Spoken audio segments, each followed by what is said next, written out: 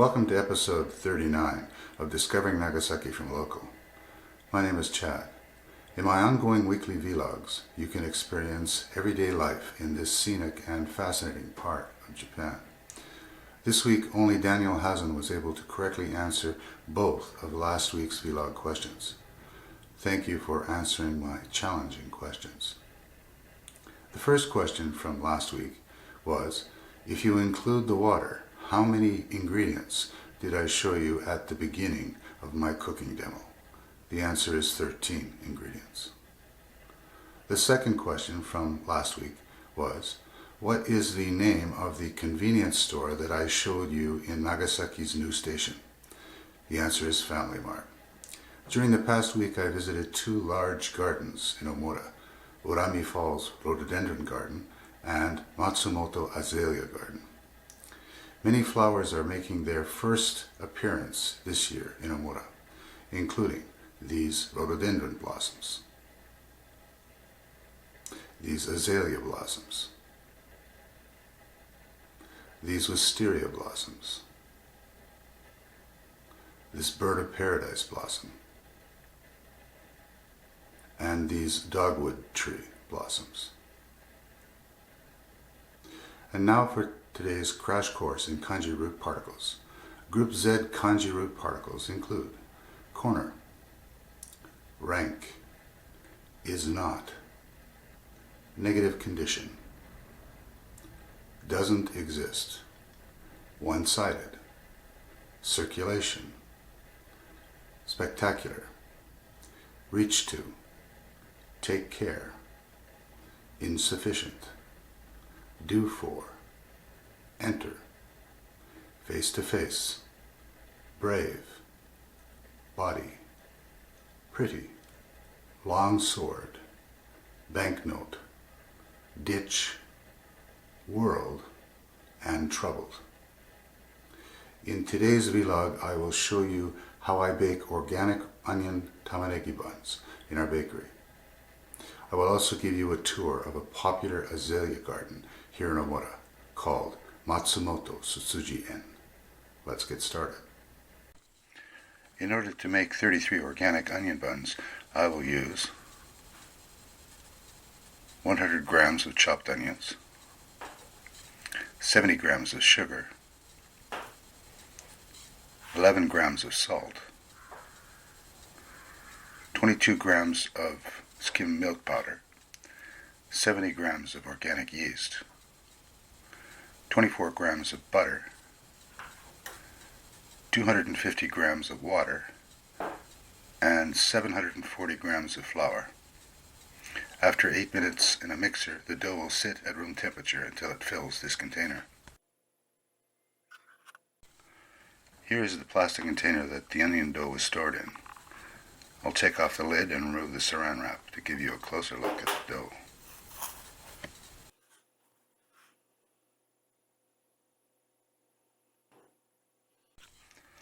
Now I'll weigh out 33 dough portions on this electronic scale. Each portion has to weigh 38 grams.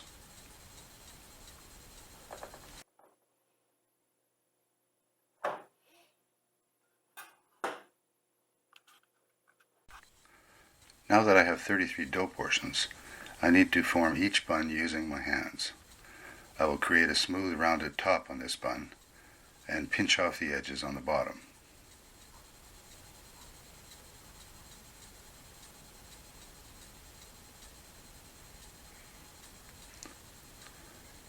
Then I'll carefully place the formed dough on a silicone sheet, bottom side down, and repeat this process 32 times. Before I put these onion buns into the proofer, I need to spray the dough with some water. This dough doesn't have any nuts or fruit in it, so it only needs to spend 90 minutes in the proofer. I'll put this tray on the top shelf above 6 different trays of dough.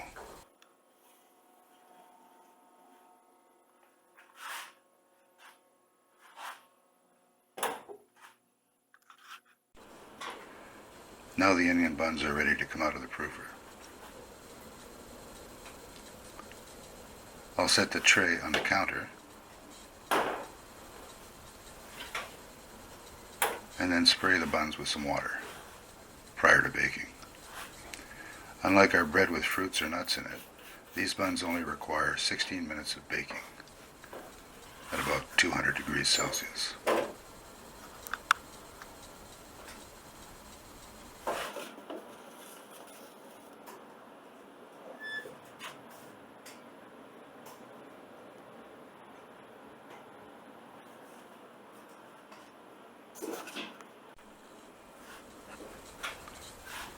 There goes the timer on the oven. The buns are brown on top and ready to come out of the oven.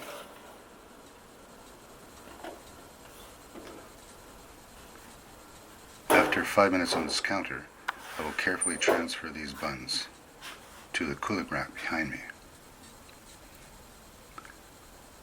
I already have some yomogi buns and some country loaves. They are cooling down.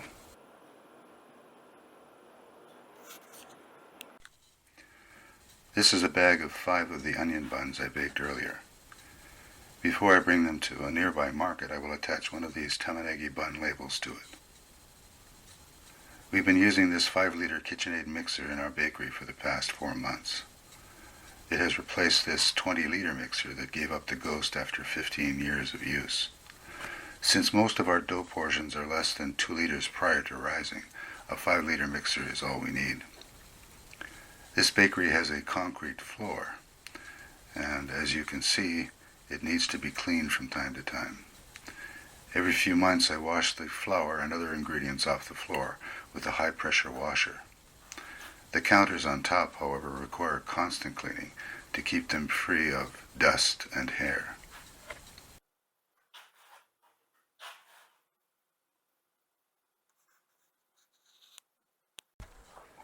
I'm now in front of the entrance to Matsumoto Azalea Garden. It is located in southeastern Omura. Here are a couple of azalea seedlings on the side of their parking lot.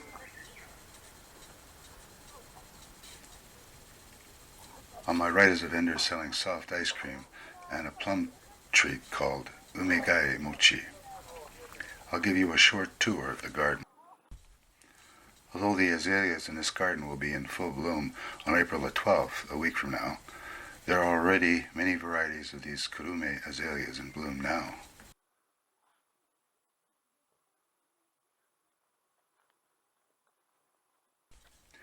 This garden is owned by the Matsumoto family, and it used to be a mikan orchard. 50 years ago in 1971, the family planted their first kurume azalea seedlings in this garden. The azaleas thrived and spread over this mountainous terrain over the course of many years. With careful tending, the Matsumoto family was able to create and maintain this multicolored floral mosaic in their garden.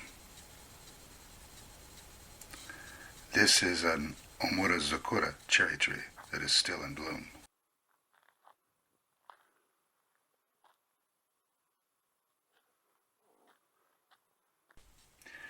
Even early on in the season, you can see the natural tapestry created by the azalea blossoms. Up ahead on the left is a field of baby blue primrose blossoms.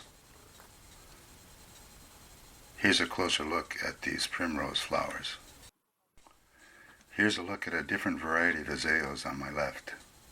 They have a light pastel purple color. Here's a look down the path I just took. Now I'll take you up this path on the left to show you the shibazakura, or moss phlox, growing in the fields above. There are still some bare patches here, but you can see the mosaic floral pattern emerging from the ground. On the other side of the shibazakura field, you get a good view of the landscaping work that the Matsumoto family have done here.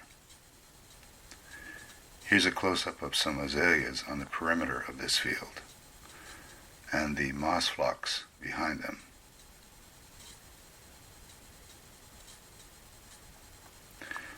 There aren't many people here today, but this place will be packed 7 days from now. That'll be a Monday, and the blossoms here will likely disappear before the following Monday. From here you can see the primrose field below and the footpath around it.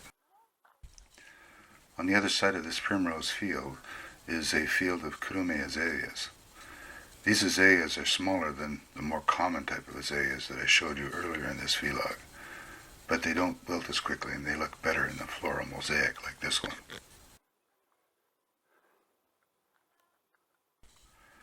This is the footpath leading down from the azalea field. Here you can see the colorful patterns emerging from these Tsutsuji kakine, or azalea hedges.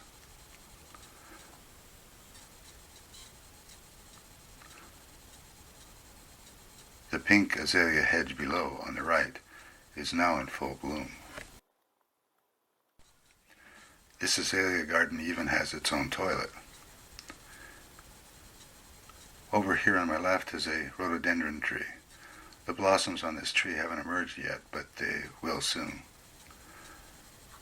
And over here you can see the blossoms on this korimariso, or Rhys spidia bush, right next to this Japanese maple tree, momiji. This is a narrow and colorful footpath. Here is the bottom of this azalea hedge path.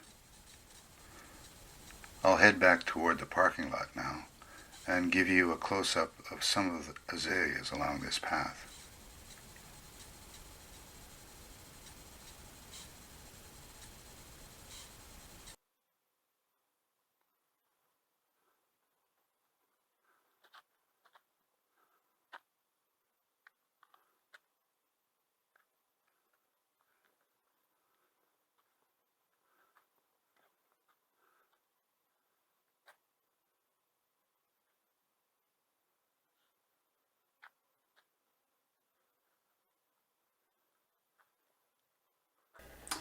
And now for this week's challenging questions.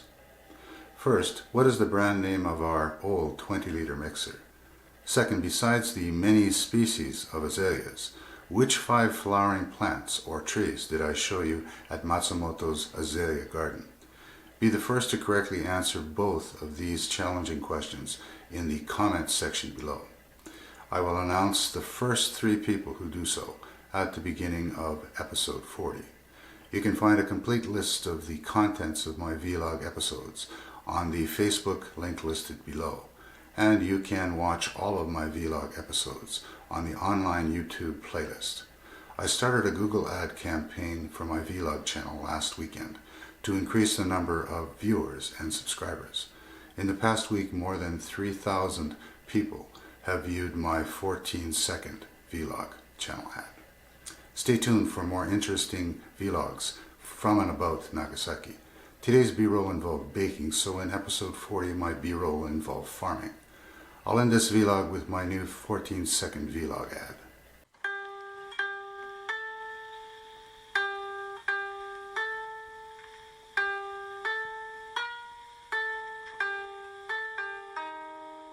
Discover Japan on this channel.